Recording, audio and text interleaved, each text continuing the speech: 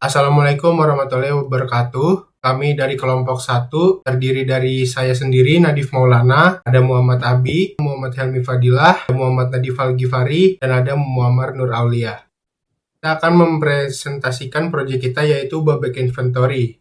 Latar belakang pengambilan tema. Pemilihan tema sistem informasi inventory ini didasari oleh konsep yang sudah dijalani sejak semester 1 yang hampir seluruhnya based on Babek konsep. Babek adalah wirausaha yang kami mulai dari mata kuliah entrepreneur yang berjalan dalam bidang F&B. Nah, dengan bidang tersebut, saat ini kami bermaksud membuat sistem informasi inventory yang dapat kami gunakan atau manfaatkan. Yang kedua itu ada latar belakang masalah. Babek masih menggunakan metode tulisan tangan dan hafalan dalam melist produk, daftar supplier, langganan, dan detail anggota dan jadwal. Maka dari itu, sistem informasi inventory ini bertujuan untuk menyelesaikan masalah yang dihadapi tersebut.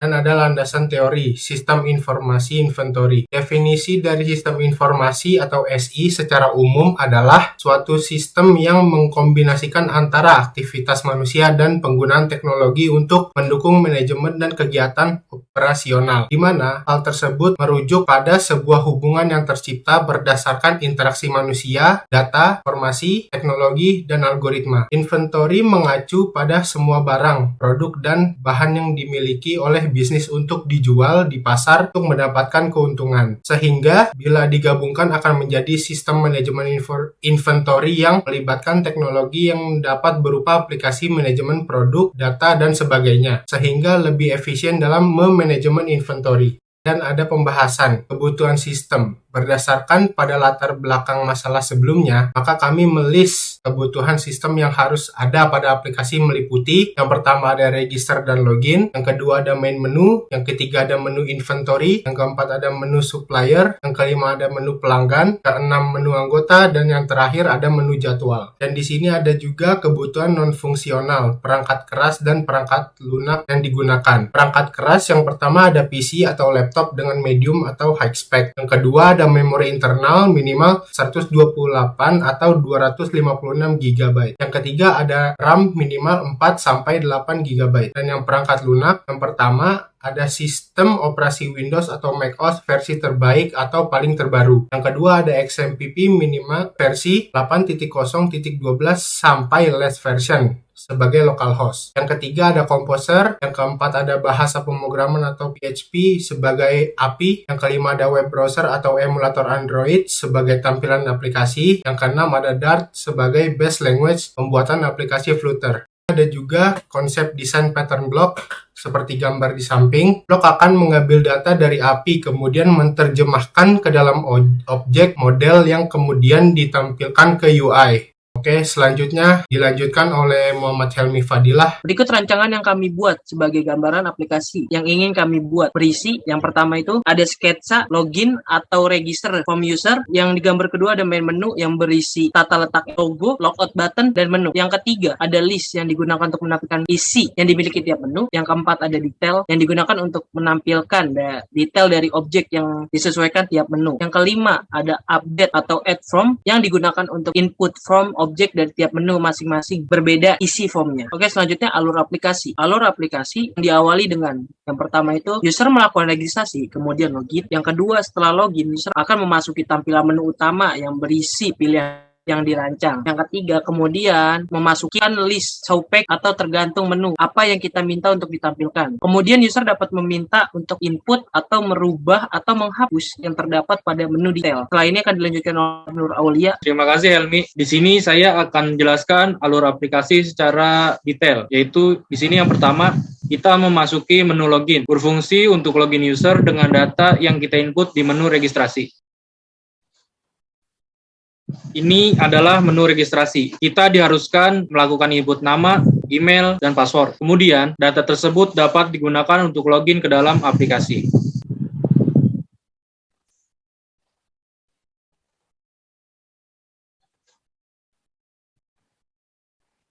Kemudian, masuk ke dalam menu utama yang terdiri dari menu inventory, pelanggan, supplier, anggota, dan jadwal yang tiap menu memiliki fungsi yang sama, yaitu menambah, merubah, dan menghapus data. Tiap menu kita buka.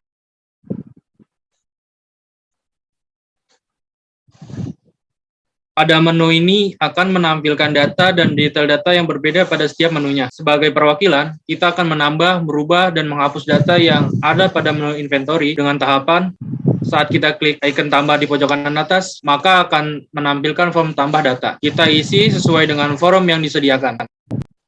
Setelah selesai input form, kita klik data yang tadi kita tambah dengan klik pada list produk yang menampilkan kode produknya. Kita bisa melakukan ubah detail produk atau delete produk dengan mengklik button edit atau delete yang tersedia pada tampilan detail produk ini.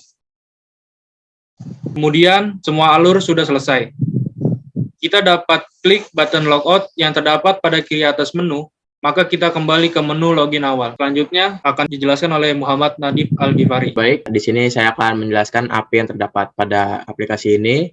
Sebelum itu, saya akan menjelaskan database yang terdapat pada aplikasi inventory kami. Oke, sini sudah tampil. Kami menambah database yang terdapat pada token record API ini yang terdapat di project dari modul. Di sini berisi ada tabel anggota, ada tabel jadwal, pelanggan, supplier, dan tabel lainnya. Kemudian lihat file API-nya, kami meneruskan dari modul mata kuliah. Baik, untuk membuat API ini terkoneksi dengan database, maka perlu setting di file .env-nya. Sini berikut detail koneksi database-nya. Bisa dilihat, sesuaikan database name dan user, terus name serta password bila ada. Kemudian pada controller, terdapat kode untuk membuat hasil respon dari file controller di dalam folder ini dengan nama respon hasil. Nah, respon hasil. Selanjutnya, sama seperti aplikasi Flutter yang kami buat menggunakan konsep desain pattern block, pada API ini kita menggunakan konsep MVC. Konsep MVC itu sendiri merupakan konsep arsitektur yang membagi aplikasi menjadi 3 bagian besar, yaitu ada model, view, dan controller. Di model ini, ke bagian model bertugas untuk mengatur, menyiapkan, memanipulasi, dan mengorganisasikan data. Datanya ini dari database sesuai dengan instruksi dari controller. Lanjut, pada model ini berisi data yang terdapat pada tabel di database yang sebelumnya sudah dijelaskan. Seperti pada model registrasi ini, model registrasi berisi data member dengan tabel list nama, email, dan password. Sesuai dengan isi pada database member tadi. Begitupun dengan semua file pada folder model ini. Lanjut ke view. View itu sendiri bertugas untuk menyajikan informasi yang mudah dimengerti kepada user dengan instruksi dari controller. Pada view ini, penyajian informasi dibuat pada project aplikasi Flutter-nya yang akan dijelaskan nanti. Kemudian kita masuk ke controller-nya. Controller sendiri itu bertugas untuk mengatur apa yang harus dilakukan model dan view mana yang harus ditampilkan berdasarkan permintaan dari user. Pada controller ini terdapat retrieving input value. Ini menggunakan fungsi Laravel. Nah, bisa dilihat seperti berikut. Kemudian di sini juga ada retrieving input value-nya untuk nama, email, dan password. Dan juga ada code respon hasil dengan output code 200 seperti yang sudah disorot ini. Status true dan data berupa pada objek yang akan ditampilkan yang disetting di controller. Yang mana output ini akan terlihat bila root atau alamat yang dilakukan interaksi, baik itu nanti post, get, atau sebagainya, maka akan memunculkan output ini. Untuk rutenya bisa dilihat pada folder roots dengan file web.php. Nah, seperti ini. Di sini berisi alamat atau root untuk semua model yang kita buat. Seperti alamat untuk post registrasi di sini, kemudian login, juga ada produk yang mana di sini berbentuk grup. Nah, yang isinya itu ada untuk post create, get untuk list, get berdasarkan ID untuk show, dan post berdasarkan ID untuk update, dan juga delete ini yang terakhir. Begitupun untuk semua model yang terdapat pada aplikasi ini, membuat model, kemudian controller, lalu membuat alamatnya pada root. Ya, sekian. Berikutnya akan dilanjutkan oleh Muhammad Abi. Baik, terima kasih Ghifari. Selanjutnya saya akan menjelaskan lebih detail lagi bagaimana alur aplikasi ini melalui listing code-nya. Pertama-tama, saya akan menjelaskan kalau aplikasi Flutter ini menggunakan konsep pattern block sederhana yang sudah dijelaskan oleh Nadif Maulana. Kemudian, sebagai tahap awal penjelasan alur aplikasi secara detail akan dimulai dari bagaimana sebuah aplikasi menentukan sebuah tampilan awal di sini, yaitu akan langsung menuju ke menu utama atau ke screen login. Itu ditentukan dengan main Dart, ditentukan di sini. Sudah disetting yang di token di sini tidak sama dengan 0, maka akan menuju ke menu page, atau dalam arti jika kita sudah login, maka kita akan langsung menuju ke menu page sebagai tampilan awal. Dan misalkan belum, maka login page akan menjadi tampilan awal aplikasinya. Coba login dulu. Sini kita login, coba kita refresh. Di sini ada contohnya, bila kita sudah melakukan login sebelumnya, maka menu page tampilan utama dari menu ini akan menjadi tampilan awal saat membuka aplikasi. Dan bila kita belum login, di sini kita bisa refresh lagi, maka tampilannya adalah login page. Sebelum pada tahap ini, kita diharuskan memiliki data login yang dilakukan melalui registrasi page yang diatur melalui registrasi blok. Nah, pada tiap blok di sini memiliki fungsi yang sesuai data pada toko API sebelumnya yang dijelaskan oleh Givari, begitupun juga pada login. Lalu, bagaimana membuat entire screen ini? Pertama, untuk membuat background gradient, caranya adalah pertama kita buka pada di sini kita sedang di login page, maka kita ke login page di sini. Pada scaffold atau bisa dibilang sebagai wadah utama itu memiliki warna dasar putih. Jadi di sini kita wrap lagi scaffold ini dengan container. Kemudian diatur warnanya dengan decoration color box decoration. Di sini kami membuat widget color box decoration, namanya color. Kita menggunakan box decoration di mana di sini berisi linear gradient yang diawali dengan kanan atas dan diakhiri dengan bawah kiri dengan warna biru dan merah. Maka terciptalah warna background seperti ini.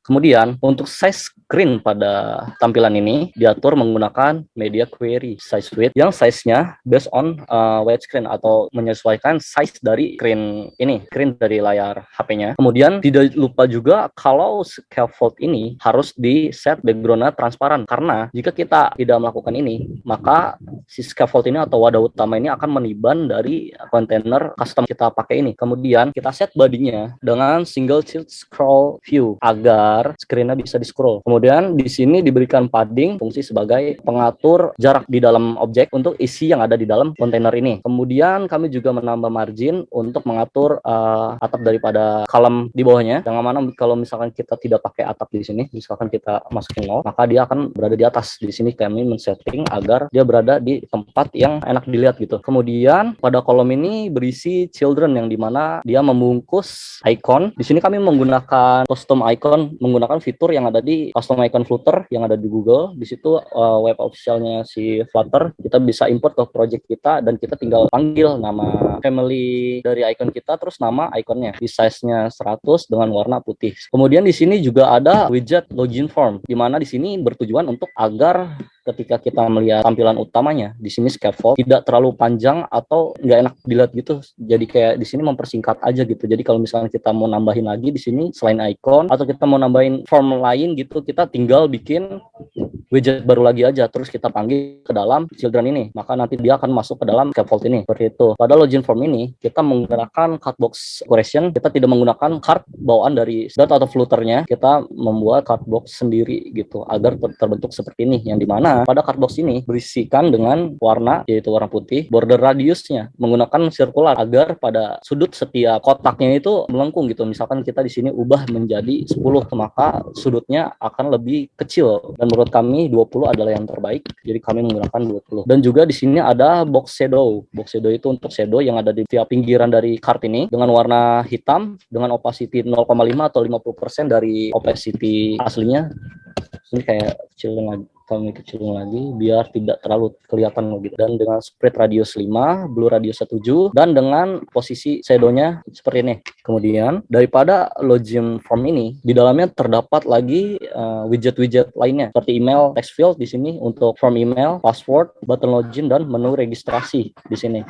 Di sini konsepnya adalah ketika kami membuat sebuah wadah utama yaitu scaffold, kami membuat lagi widget lain. Jadi seperti kayak di dalam widget itu ada widget lagi. Jadi di dalam grup ada grup lagi seperti itu. Jadi kayak ketika kita ingin menampilkan semuanya, kita cukup memanggil widget utamanya yaitu login form. Login form ini berisi widget-widget lainnya juga. Pada email text field menggunakan text input email address. Fungsinya untuk mendetek kalau itu formatnya adalah email. Kemudian controllernya adalah email text box controller, yang dimana ketika user input itu hasilnya akan dikontrol melalui ini. Kemudian di sini juga ada validator value, yang dimana ketika value-nya empty maka akan memunculkan tulisan email harus diisi. Kemudian pada password sama seperti email, namun di sini password menggunakan obscure text, berfungsi sebagai ketika kita mengetik pasport, maka dia akan terlihat seperti bintang-bintang. Jika kita hapus di sini, ketika kita mentik, dia tidak akan berformat bintang-bintang. Jadi tidak seperti terlihat pasport. Dan controller menggunakan ini sama seperti pada email, dia ada validatornya. Selanjutnya adalah button login, fungsinya untuk memunculkan di sini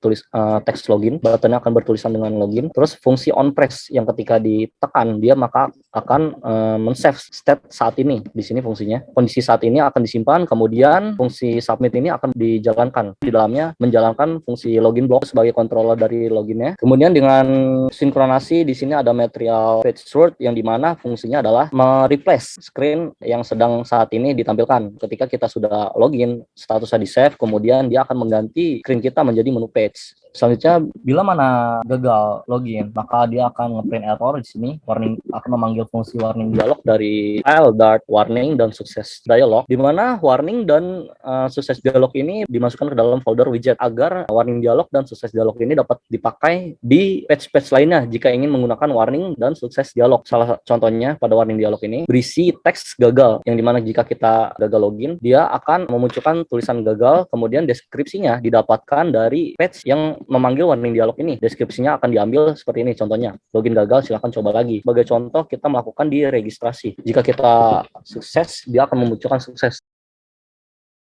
Kita klik registrasi, sukses, registrasi berhasil. Kita lihat di registrasi page, bila berhasil dia akan mengambil deskripsinya dari sini, dimasukkan ke sukses dialog ini, memunculkan teks sukses di atasnya dengan warna hijau, di sini colornya green, kemudian deskripsinya diambil dari registrasi page tersebut ketika sukses berhasil, seperti itu. Untuk registrasi ini akan bertulisan registrasi yang ketika di on tap, maka dia akan menimpa title screen sekarang ini menjadi register page. Baik, selanjutnya kita coba login.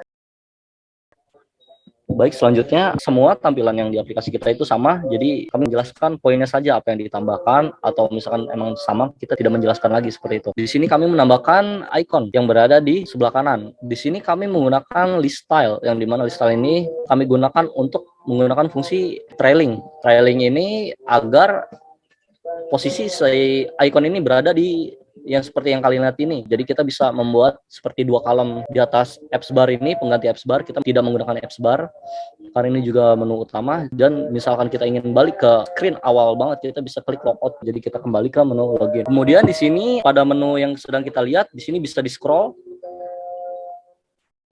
Caranya adalah di sini kami membuat kontainer lagi untuk si menunya ini sendiri, dengan size yang sama seperti pada sebelumnya. Di sini kontainer sebelumnya, tapi kita atur di sini menggunakan media query. Di sini kita di dalam size box ya.